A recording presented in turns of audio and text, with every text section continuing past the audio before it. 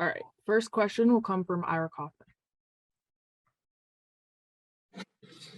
Todd, welcome back, Todd. Thanks, Ira. Todd, you always talk about staying ahead of the sticks, and I think you're probably going to put up yesterday's game as a prime example of what happens when you do it. Todd, 7 out of the 15 third down situations you faced were 3rd and 3 or less, and you made all 7 of them. So, Todd, is that the prime example of what you've been talking about all year about getting some good yardage early in downs? Yeah, I think it's a great example. You know, it's a lot better than having 3rd and 7 plus. That makes it a lot harder. And it opens up blitz packages for people when they have to play the run and the pass, and you have manageable yards to get, you have a better chance of getting it. And Todd, can you talk a little bit about Jamel Dean?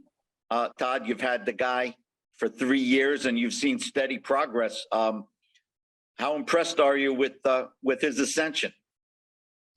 Extremely impressed, especially with the mental part of his game. He's come along 4 years as far as being naive and green. He's become a great film study guy. He understands what's happening to him and what people try to do to him. And he's taken all of that and kind of put it together, and he's playing fast, and he's having a heck of a year for us. So I'm proud of him. Thanks, Todd. We'll go to Scott Reynolds. If any media have questions, please raise your hand. Todd, when you took over for Bruce, that was on March 30th, free agency had already kind of come and gone, but you were obviously a big part of this draft class. Can you just speak to how these rookies, specifically in your draft class, have performed? You're getting so many contributions from so many guys. The latest, of course, was Rashad yesterday for you. Those guys have been doing great. You know, Jason and them do a great job of identifying guys that are mentally tough and mentally smart enough, and the game's not too big for them, that just love to play football. And it doesn't always come in the form of maybe the most talented players, but the guys that come in are ready to play right now. They study, they do a great job studying, as well as understanding what they need to do on the field. And those guys have come through big for us. Now that you've had a couple of games to evaluate Nick Leverett's play at left guard, what is your opinion of his play, and will he continue to be the starter moving forward? No, Luke's still hurt right now. There's more games to play. Obviously, we like what he's doing right now. Nick has always been tough and physical for us. He played a big part in a lot of the run game yesterday. We'll evaluate more when Luke comes back, but he's playing great right now. He's earned an opportunity to play. You're talking about Nick, right? Yes. Yeah. Thank you. Joey Knight. Todd, obviously, Julio made a couple nice plays for you, didn't get targeted a whole bunch, but can you just speak to just the extra dimension and how he opens things up for you when he's out there and he's healthy, just what he brings for you guys? You know, that's some of the things we've seen when we signed him. Hopefully he's getting over that hump now. He played well yesterday. He gives us an added dimension. He takes some pressure off of the other 2 receivers that we have right now, and he opens up the run game some. What really went unnoticed, that he did a fantastic job blocking down the field. The receivers did a great job blocking. They got Rashad some extra yardage. Is this kind of what you envisioned for the pass game? It was very balanced, as you said. Your tight ends were healthy. Julio was out there. Was this kind of what y'all envisioned all along? Yeah, along with the run game. You know, the run game opens up more play action passes, and we got the ball rolling yesterday, so we were able to suck some people up and then throw behind them. And finally, do you expect Lenny to be good to go in 2 weeks when y'all play at Cleveland? It's early to tell right now. We'll get the treatment and we'll reevaluate it next week. Okay, thanks, Todd. Evan Klosky. Hey, Todd, speaking on the injury note, is there a potential that Logan Ryan would be making his way back coming out of the bye? Is that a potential coming out of it? It's possible, but I doubt it right now. I haven't seen him running yet, so it's way too early to say he'll be back right now. We'll just wait and see as it goes. Okay. And then also, just for you as a coaching staff, how do you attack this bye week, and what goes into that extra week to kind of reassess and also rest at the same time? You try to get ready for Cleveland. You start looking at them early. You don't go overboard with it. You start looking at them early and kind of space your days out instead of watching them in 2 days and trying to cram everything. You kind of space your days out some and try to look at every little thing and see things that we can try and do better for the second half of the season. Then you kind of lock in on it toward the end of the week and get started next week. Ira Kaufman. Todd, I wasn't in your defensive meetings, Todd, last week, but I guarantee you mentioned Kenneth Walker 47 times, Todd. He got the ball, 10 carries. He went nowhere. Todd, he never got to the second level. And so how proud are you of this collective rushing effort against one of the hottest runners in the league? Well, I didn't mention him 47 times. It was probably more like 99.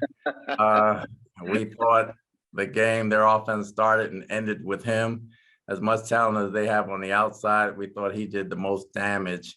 And to try to limit him from running the football, because he has great vision, great feet. We think he's an outstanding back and probably one of the best young backs in the league, if not one of the best backs in the league. To hold him down was very important for us. So I'm proud of that part from the defensive front. The corners as well, they tackled well. And Todd, I'm just wondering on your flight back or you've had time to think about it. A lot of people are talking about the turf at the stadium. Did you have any problems with it, Todd? Could the league do a little better job going forward? It was slick. I mean, it was a slick field for both teams. We understood that. Everybody had on their long cleats, but it was still a slippery field. I don't know how much you can do about that when the field is slick. Don't know if the rain or anything had anything to do with it, but you play on those surfaces and you kind of adjust, but it was a slick surface. Thanks, Todd. JC Allen. Hey, Coach. Just you've been getting a lot of contributions from the rookies, Rashad White, K-Dot, Kamara, etc. You started Rashad White at running back. Just wondering what went into that, and is there a possibility that he's going to get more snaps and maybe even be the starter going forward for you guys? We have different packages for guys, and we just started out with that package. You know, it was a change of pace package that we started out with, and the plays we had scheduled for Rashad, that happened to be one of the plays we had scheduled for him. So that's how we came out with the game. And as far as K-Dot goes, with Cam Brate back and healthy, does he still remain that tight end one for you guys because of his blocking ability and obviously developing receiving skills, or is that more of a rotational basis you guys will use him on? It'll be a rotation, obviously. We got guys we like to rotate in with Cam and Cade and Cole as well. So it'll be a rotational basis depending on what we have up. Scott Reynolds. Todd, you were very complimentary of Geno Smith, one of your former players, before the game. Now that you went to battle with him yesterday and you got a chance to see him, he's one of the better stories, obviously, with his resurgence of his career this year. What were your thoughts on Geno Smith, seeing him live and in person yesterday? Obviously, he played tough. He played gritty. He got him back in the ball game. You know, he's been playing like that all year. We knew the game wasn't over. He made some plays, obviously, to get him back in the ball game. But I told him how proud I was of him after the ball game and to keep going and keep working. And, you know, I was just happy to see him have success. After the Ravens game, you implored your defense to play for 4 quarters. They've done that now for these last 2 games, playing 4 quarters for you in terms of the effort and the discipline, et cetera. What else is happening to have your defense play so well, to hold the Rams to 13 points, the Seahawks to 16, and more importantly, to play well enough to win these last 2 games? Communication has picked up. You know, the communication has picked up and guys are talking to each other a lot more than they have been. Obviously, with Winfield down and Logan Ryan down, we lost a lot of communication. But a lot of guys have stepped up and start believing in each other and playing for the guy next to him. And I think that's picked up and changed a lot. We have time for a few more. We'll finish with Evan Winter and then Evan Klosky. Hey, Coach. Obviously, on Seattle's first 3rd down, y'all had a rotation up there in the front 7 that really threw them off and caused that delay of game. Obviously, we see a lot of rotation on the back end post-snap. Just wanted to get your thoughts on the benefits of a pre-snap rotation on the front 7. You just don't really – obviously, you throw a lot of exotic looks out there, but you just don't really see that with defenses a lot of times. Well, sometimes because they can run the ball on you if you have people out of place too much. Obviously, with the people we had out there with Joe and Avery, we thought they were athletic enough to go behind the ball and give a different look and still be solid in the run game as well. So we try to tweak some things as we go, and we're starting to get into certain things and doing different things for the second half of the season that we think can help us going forward. And just real quick on Joe Tryon-Shoyinka covering Disley down the sideline on the wheel route. Don't really see a lot of outside linebackers with that type of athleticism run stride for stride with guys like that, even if it was a tight end. I just wanted to get your overall thoughts on JTS and his ability to give you that wrinkle in your defense.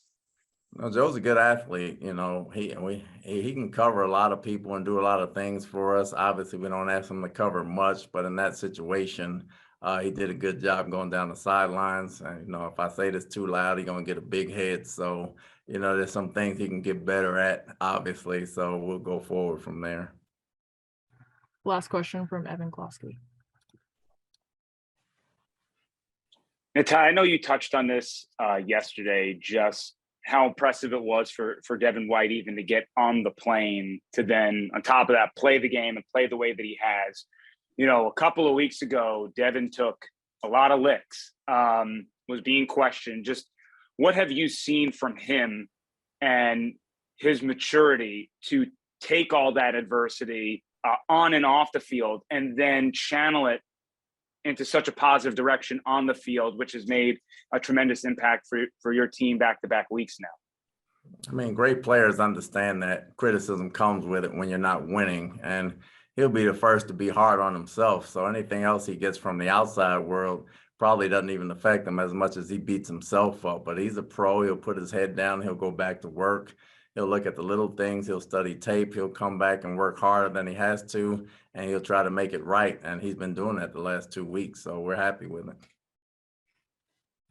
All right, that's all we have. Thanks, Coach. Thanks, guys.